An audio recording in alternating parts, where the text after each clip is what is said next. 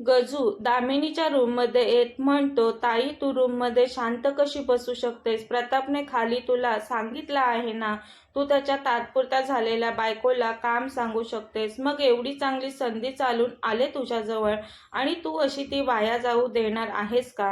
गजू त्या मुलीला फार तोंड आहे. तिला काही बोलायला गेलं तर शब्द पडून घेत नाही ती. ताई तिच्या बोलण्याकडे लक्ष देत मनाला वाईट वाटून घेत बसलीस तर ती घरातून बाहेर या जन्मात तरी नाही जाणार. जा ना, घरातील कामं सांग तिला ताई तू. ती कंटाळून स्वतःहून घर सोडून गेली तर चांगलंच आहे ना ताई. गजू ती स्वतःहूनच गेलेली घर सोडून. हा प्रताप तिला घेऊन आला पुन्हा घरात. ठीक आहे, आणू दे, त्याने आणलं तिला परत तर. पण तू आता चांगलीच काळजी घे की तिची. लवकर बाहेरचा रस्ता दाखव तिला. त्यात ती खूप सुंदर आहे ताई. प्रताप तिच्या सुंदर चेहऱ्याच्या प्रेमात पडला तर माझ्या अवनीचं काय होणार? अवनीचं प्रतापसोबत लग्न नाही झालं तर ताई? पुन्हा गजू त्याच्या मूळ रूपात येऊन दामिनीला बोट दाखवून धमकी देतो, सोडणार नाही तुला मी. आपलं नातं विसरेल मी, बोलून गजू निघून जातो. दामिनी तडक पुन्हा हॉलमध्ये येऊन शुभ्राच्या रूममध्ये जाते. शुभ्रा बेडवर बसलेली. दामिनी तिचा हात पकडून बाहेर घेऊन येते तिला. मॅडम, काय चालवलं हे तुम्ही? माझा हात पकडून मला ओढत का आहात? शुभ्रा म्हणाली दामिनीला. ते कळेलच तुला. महाराणीसारखी आरामात बसलेस. काही काम नाही केलंस तर तुला जेवायला नाही मिळणार. चल गप, कामाला लाग. छाया ती बकेट आणि तो कपडा या मुलीच्या हातात दे. तशी छाया गोंधळून मॅडम मी करते, राहू द्यात म्हणते. दामिनी बोलते, छाया मी काही बोलायला सांगितलं आहे का तुला? काम करायचं आहे ना तुला या घरात. मग आता तू निघ, तुझ्या घरी जा. मी तुला कॉल करून पुन्हा बोलवून घेईल तेव्हा तू ये. तशी छाया तिथून निघून जाते. शुभ्रा तिचा हात चटक्याने दामिनीच्या हातातून काढून घेते आणि पुन्हा तिच्या रूमकडे जाऊ लागते. कुठे चाललीस? थांब तिथेच. मला प्रतापने काय सांगितलंय तुझ्या समोर माहिती आहे ना तुला? तू माझं नाही ऐकलं तर तो बाजीला तुझ्या घरी पाठवेल. शुभ्रा जागेच थांबते. दामिनी बोलते, ही बादली आणि हा कपडा घे आणि संपूर्ण घर पुसून काढ. शुभ्रा मुकाट्याने बादली कपडा उचलते आणि कामाला लागते. तशी दामिनी खुशीने गालात हसते. तुला बरोबर वटणीवर आणते आता मी. स्वतःशीच बोलते दामिनी. खूप उलट बोलत होतीस तू मला. दामिनी मुद्दाम शुभ्राला त्रास देत मोठ्याने, ए ए मुली काय करते तू? जरा व्यवस्थित पुस फरशी. फरशी पुसते का फरशीवर पाणी होते? आई बापाने काही शिकवलं आहे की नाही तुला काम कसं करायचं ते? तसे शुभ्राचे हात एका जागेवर स्थिर होतात. शुभ्रा अतिशय रागाने दामिनीला बोलते, मॅडम जरा सांभाळून बोला. तुम्ही काम करायला बोललात ते मी करते, पण माझ्या आई बाबांवर मुळीच जायचं नाही, नाहीतर माझ्यासारखे वाईट कोणी नसेल. शुभ्रा दामिनीशी रागून बोलत होती. त्याच वेळेस प्रताप आणि सनी बाहेरून दाराजवळ पोहोचतात.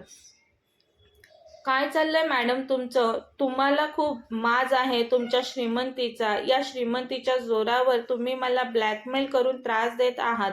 बरोबर आहे ना? आईच अशी म्हणून तो मुलगा तसा. इथे आईला संस्कार नाहीत, कसं बोलायचं कसं वागायचं याचं भान नाही तर मुलाला कुठून होणार संस्कार? तुमचा मुलगा मला जबरदस्ती इथे घेऊन आला. त्याला 4 गोष्टी चांगल्या सांगायच्या सोडून तुम्ही मलाच त्रास देत आहात. माझा कृष्ण तुम्हाला आणि तुमच्या मुलाला पाहून घेईल आणि हा तुमचा तोरा, तुमचा माज माझा कृष्ण क्षणात उतरवेल. शुभ्रा अतिशय रागाने दामिनी समोर बोट नाचवत म्हणाली. त्याच वेळी प्रताप मोठ्याने ओरडतो, शुभदा. सनी तर शुभ्रा ती इथे कशी आणि ती एवढी रागवली का आहे या विचारात असतो. तेवढ्यात प्रताप झपाझप पावलं टाकत शुभ्राजवळ येतो. हॉलमध्ये येणारा आवाज ऐकून मालती, सना, मोहन, आबा देखील त्यांच्या त्यांच्या रूममधून बाहेर येऊ लागले. आता प्रताप का ओरडतोस? तेही एवढ्या मोठ्याने. आबा पायऱ्या उतरत म्हणाले, आबा ही पहा ना मॉमला. कोण ही? आबा विचारतात प्रतापला. ही शुभदा. मॉमशी किती उद्धटपणे बोलत आहे. आबा मी यांना काहीच बोललेली नाही. याच माझ्या आई बाबांविषयी बोलल्या. माझ्या आई बाबांविषयी कोणी काहीही बोललेलं मी नाही खपून घेणार. शुभदा कोणीही नाहीही. ही माझी मॉम आहे. मॉमशी बोलताना तिचा मान ठेवूनच बोलायचं. आणि मॉम तुला काही बोलली तर फरक काय पडतो तुला? तू मेडच्या जागेवर आहेस. मॉम या घरची मोठी सून आहे. मॉमचा अपमान मी नाही सहन करू शकत, प्रताप म्हणाला तिला. हो का? मीही माझ्या आईबाबांचा अपमान नाही सहन करू शकत. तुला काय वाटतं? किंवा तुझ्या मानापमानाच्या गोष्टींचा मला काहीच फरक नाही पडत. माझ्या मॉमची माफी माग, नाहीतर. शुभ्राला प्रतापचा राग येतो. नाहीतर काय रे? काय करणार आहेस तू? जा, नाही मागणार मी माफी. काय करणार आहेस ते तू करच आता. कंटाळा आलाय मला बघावं तेव्हा नुसती धमकी देत असतोस. प्रताप अतिशय रागाने पुन्हा बोलतो. माफी माग मॉमची. अजिबात जमणार नाही. ती म्हणते माझी काहीच चूक नव्हती. प्रताप तशीच सणसणीत शुभ्राच्या थोबाडीत ठेवून देतो. प्रतापने एवढ्या जोरात मारले शुभ्राला, शुभ्रा तर जमिनीवर पडली.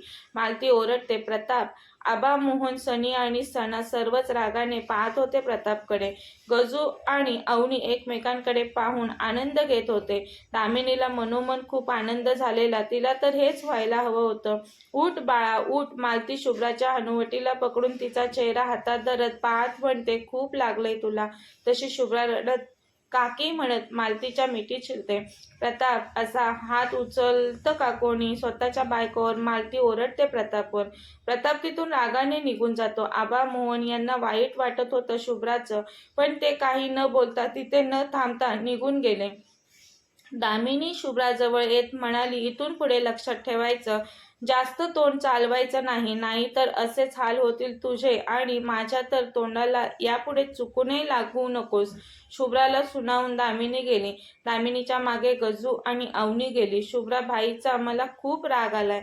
सना शुभ्राजवळ बसत म्हणाली, त्याने असा तुझ्यावर हात उचलायला नको होता. सनी त्या तिघींच्या जवळ येत म्हणतो, मॉम, माझा ॲक्सिडेंट झालेला तेव्हा याच दीने मला वाचवलेलं.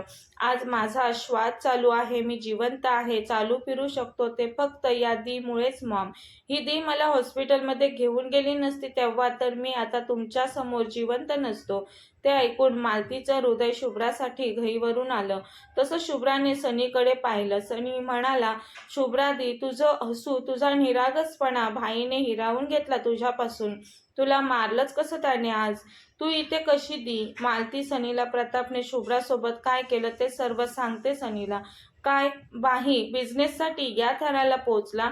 खूप चुकीचं वागला भाई, सनी म्हणाला. प्रताप त्याच्या रूममध्ये येऊन त्याचा हात जोरात भिंतीवर आपटतो. खूप बोलते ही मुलगी आणि मलाही राग देते. मला तिला मारायचं नव्हतं, पण मला राग आला आणि मी मारलं तिला. स्वतःशीच बोलून तो जोर जोरात हात भिंतीवर आपटू लागला. शुभ्रा तिच्या रूममध्ये गेली. ती डिनरसाठी सुद्धा बाहेर आली नाही.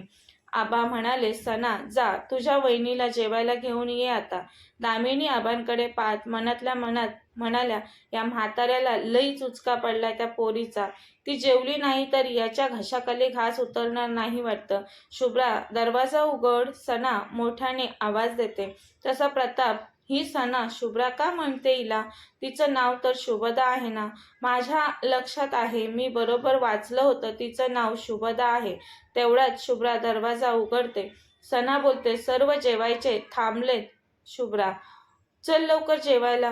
ती दरवाजातूनच समोर प्रतापवर नजर टाकत म्हणते, नको मला सना, नाही जेवायचं मला, जा तू. तसा प्रताप म्हणतो, सना, तिला नको जेवायला तर राहू देत, तू येऊन बस. महत्त्वाच्या नसणाऱ्या व्यक्तींसाठी वेळ वाया घालवायचा नसतो. जेवा सर्वांनी आता. सर्वांवर एक नजर फिरवून प्रताप सर्वांना जेवायला सांगतो. शुभ्रा दरवाजा लावून पुन्हा तिच्या रूममध्ये जाते. डिनर झालं. सर्वांचं सर्व आपल्या रूममध्ये गेले. प्रताप त्याच्या रूममध्ये होता. आबा येतात प्रतापच्या रूममध्ये. प्रताप आवाज देतात ते प्रतापला. तसा प्रताप बोलतो, आबा तुम्ही या ना. काय झालं आबा? आज तू शुभ्राशी चुकीचं वागलास प्रताप. तुझ्या मॉमचं ऐकून तू तुझ्या बायकोच्या थोबाडीत मारलीस. तुझी मॉम तुला दाखवते तशी नाही ती.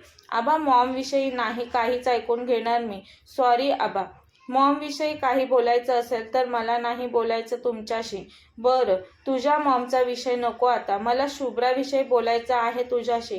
आबा, हिला शुभ्रा का बोलत आहेत? प्रताप विचार करू लागतो. प्रताप गंभीर चेहरा करून असतो आता. आबा बोलतात, शुभ्राला जाऊ दे प्रताप तिच्या घरी, तिच्या आईबाबांजवळ. ती मुलगी इथे आपल्या घरी नाही राहणार. ती रागाने उलट बोलणार.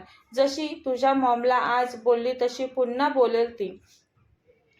त्यामुळे घरातील वातावरण बिघडण्यापेक्षा तिला उद्या सोडून ये प्रताप तिच्या घरी. माझं एवढं ऐकशील ना प्रताप तू? बोलून आबा उठून जाऊ लागतात.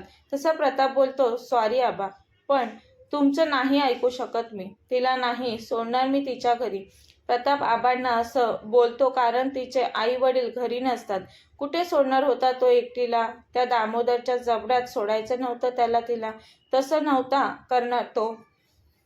आबा हताश होत म्हणतात, जशी तुझी मर्जी. घरातला मोठा सदस्य म्हणून तुला समजावण्याचं काम केलं मी. ती पोर शुभ्रा जेवली सुद्धा नाही. तुला तिला आपल्या घरी ठेवून घ्यायचं असेल तर तिच्यावर पुन्हा हात उचलू नको. जोपर्यंत ती तुझी बायको आहे तोवर तिचा मान राख. भरल्या घरात तुझी बायको उपाशी आहे, तिच्यासाठी जेवण घेऊन जा. बोलून आबा जातात. प्रताप शुभ्रासाठी जेवण घेऊन जाणारच होता. त्याला तिची काळजी होतीच आणि आता आबा देखील म्हटले तिच्यासाठी जेवण घेऊन जा म्हणून प्रताप किचनमध्ये येतो. एका प्लेटमध्ये सर्व जेवण थोडं थोडं काढून घेतो आणि शुभ्राच्या रूमचा दरवाजा त्याच्या जवळच्या चावीने उघडून आत शिरतो. हे सर्व फोनवर बोलत त्याच्या रूमबाहेर आलेला सनी पाहत असतो. भाईला सांगायला हवं लवकरच मला शुभ्रा दी विषयी. माझ्या ॲक्सिडेंटच्या वेळेस मला मदत केली ती हीच शुभ्रा दी होती असं.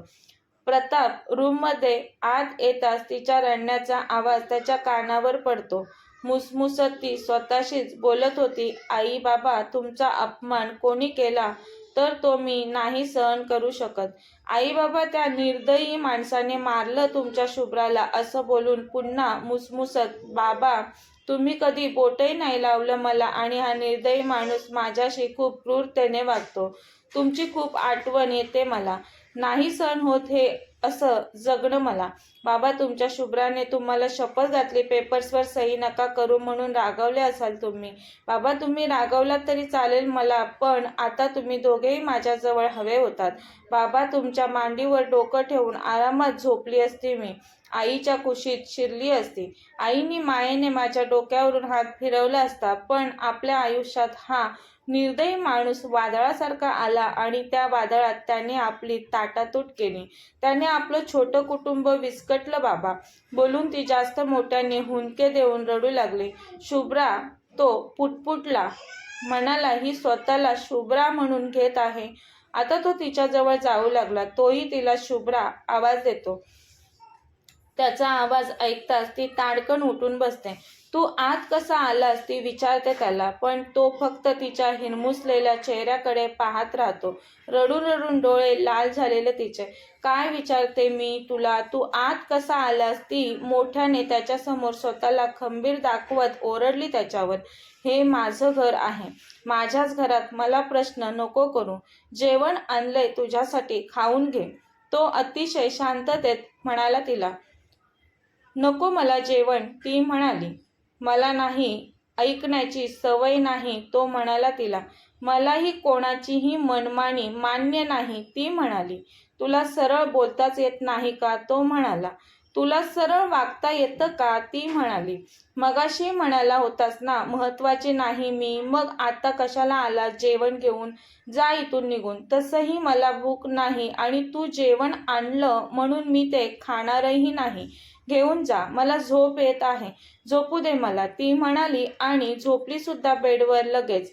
तसा त्याने अंगठा कपाळावर रब करत जेवणाची प्लेट तिथेच टेबलवर ठेवली. म्हणाला शुभ्रा उठ. तो तिला पुन्हा पुन्हा आवाज देत होता. ती ऐकून न ऐकल्यासारखं करत होती. मी कोणालाच कधी एवढा म्हसका नाही लावत तो म्हणाला. मग मला कशाला त्रास देत आहे? जा ना रे बाबा तू इथून निघून ती म्हणाली त्याला. मी नाही उठणार. तसं प्रतापने रागाने तिला त्याच्या मजबूत 2 हातांवर उचललं डायरेक्ट. ती म्हणाली सोड मला, मला हात लावू नकोस. तो तिचं काही न ऐकता तिला बेडवर बसवतो. असंच बसायचं, अजिबात हालायचं नाही. तो तिला दटावत म्हणाला, नाही ऐकणार तुझं काहीच मी. म्हणून ती उठली आणि जाऊ लागली. तसं त्याने तिच्या हाताला पकडून तिला स्वतःजवळ ओढलं. ती त्याच्या छातीवर येऊन आदळली. त्याच्या पोलादी छातीवर आदळली तशी कळवळली आपसूक तिच्या तोंडातून निघालं.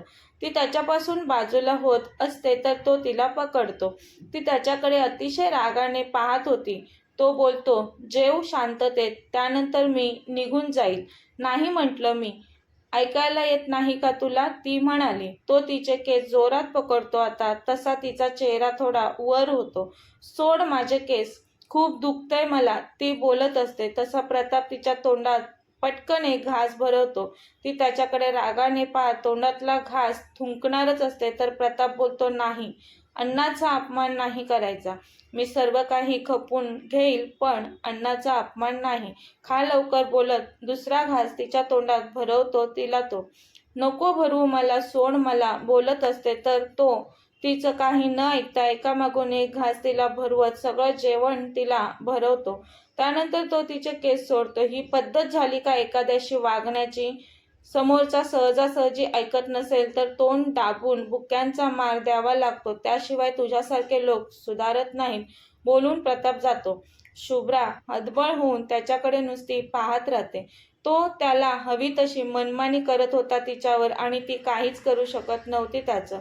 कथेचा पुढील भाग पाहण्यासाठी चॅनलला सबस्क्राईब करा. कथा आवडल्यास लाईक, शेअर आणि कमेंट करायला विसरू नका. कथेचे यापूर्वीचे सर्व भाग प्लेलिस्टमध्ये सेव्ह आहेत. पाहिले नसेल तर कृपया पहा. धन्यवाद.